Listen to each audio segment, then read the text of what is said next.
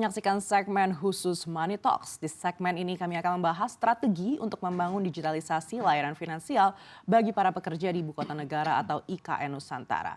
Dan saat ini di studio CNBC Indonesia, kami sudah bersama dengan Direktur Network and Services PT Bank Negara Indonesia Persero Tbk atau BNI, Roni Venir. Apa kabar Pak Roni? Kabar baik Mbak Aneka, selamat siang. Selamat siang. Iya Pak Roni, pembangunan IKN diharapkan menjadi salah satu katalis dalam pemerataan ekonomi. Namun kalau dari segi aspek layanan finansial dan juga ekosistem digital, apa yang bisa dilakukan BNI?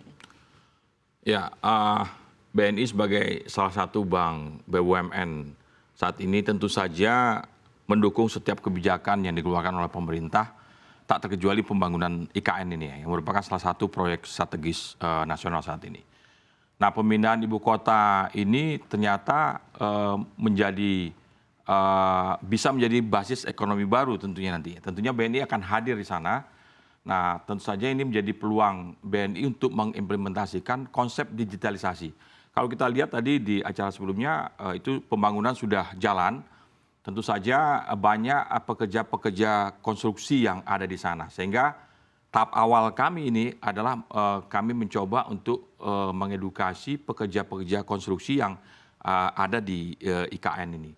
Nah, tentu saja kita akan melengkapi dengan seluruh layanan digital perbankan yang diperuntukkan kepada pekerja konstruksi di lingkungan IKN ini.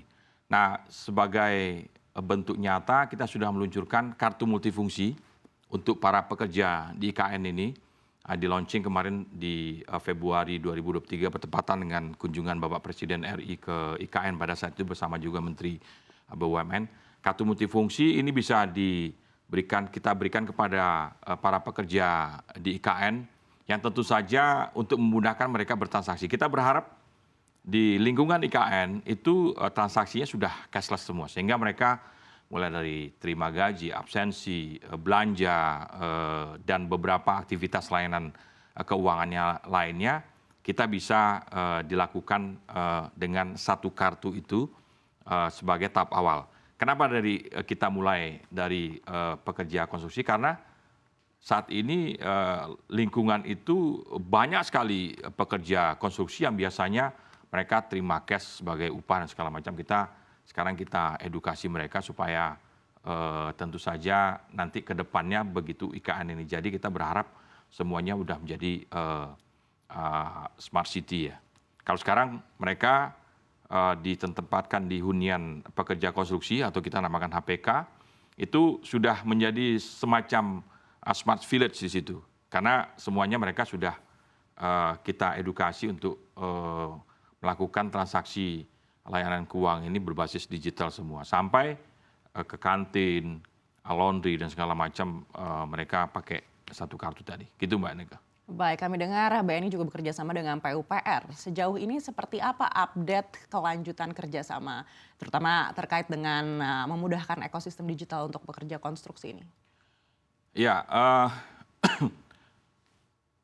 kalau MOU kita sudah lakukan dengan Kementerian PUPR, tentu saja ini mendapat dukungan penuh dari otorita di IKN ya.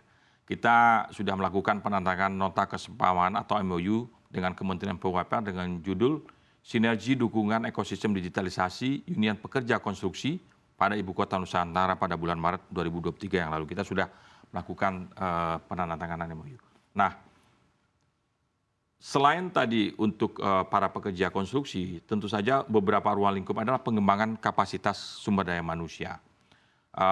Yang kedua tentu saja sosialisasi terhadap program-program kerjasama dan tentu saja dukungan alternatif pembiayaan. Karena di KN ini juga sebenarnya di tempat hunian pekerja itu juga banyak UKM-UKM yang bisa hidup di sana. Karena ada laundry, ada makanan, ada kebutuhan sehari-hari. Itu banyak sekali sehingga kita hadir di situ.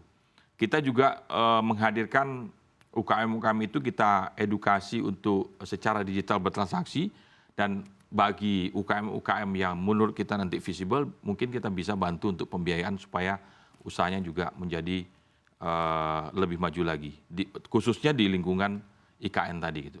Nah, salah satu adalah untuk meningkatkan literasi keuangan, di situ juga kita mempunyai agen 46. Agen 46 adalah kita ambil UKM-UKM di kantin itu ada agen 46, artinya itu sebenarnya sama dengan transaksi yang dilakukan di cabang bisa dilakukan di agen 46 itu. Cuman tentu saja size-nya lebih kecil ya.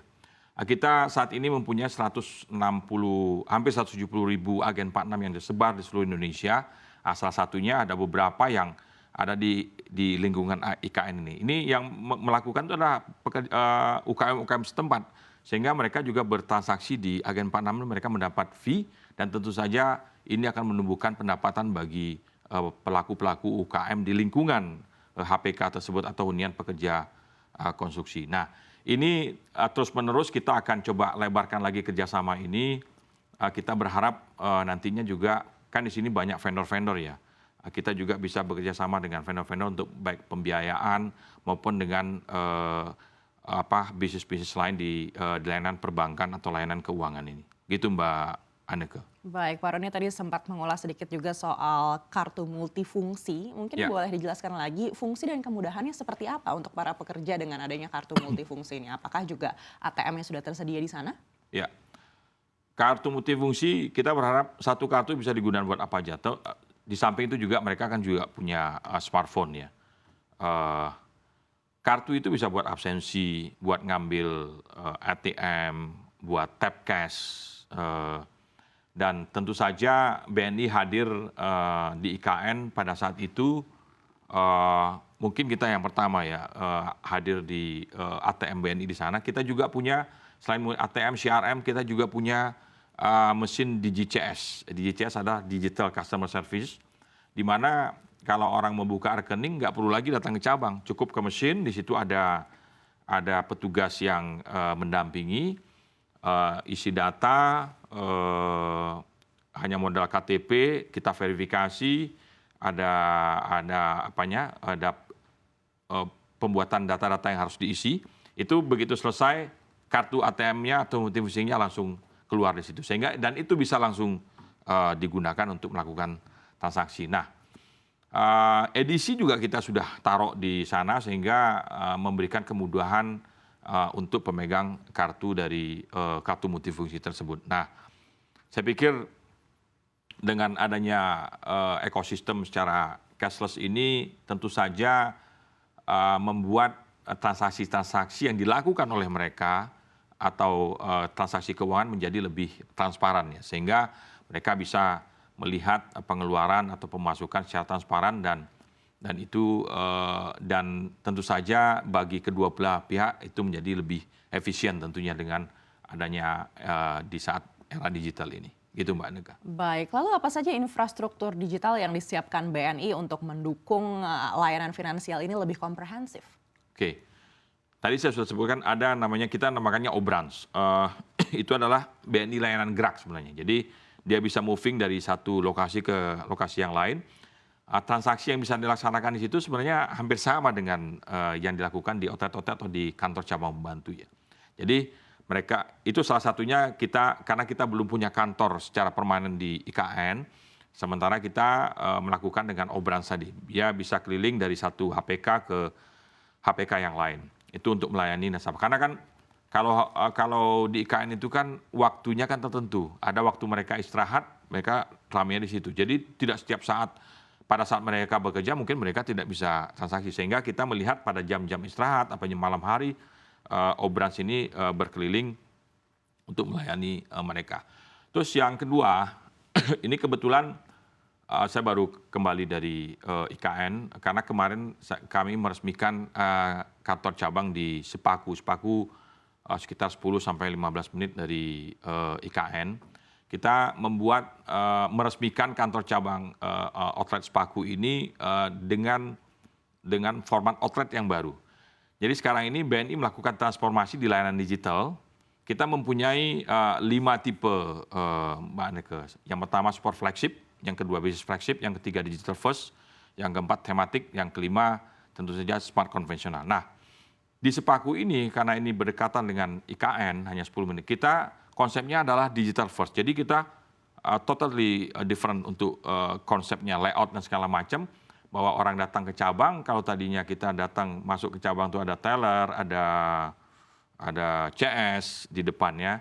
Kalau sekarang mereka disambut dengan mesin dan hanya ada satu petugas.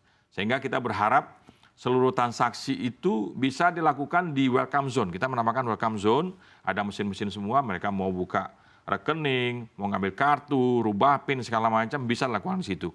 Apabila mungkin ada satu dua yang tidak bisa dilakukan dengan mesin, mungkin KTP-nya tidak terbaca oleh mesin DigiCS dan segala macam, barulah kita masuk ke teller atau ke CS yang tadinya di depan, sekarang kita taruhnya di belakang. Jadi teller sama CS itu bukan sebagai front office lagi, mereka sudah di belakang. Yang pertama dilakukan adalah bagaimana cara kita mengedukasi nasabah atau customer kita untuk bisa bertransaksi melalui mesin-mesin digital. Tentu saja kita menyiapkan infrastruktur itu di Sipaku. Nah, kita berharap juga selain di IKN, kota-kota atau daerah pendukungnya di luar IKN seperti Sipaku juga kita lakukan edukasi kepada masyarakat.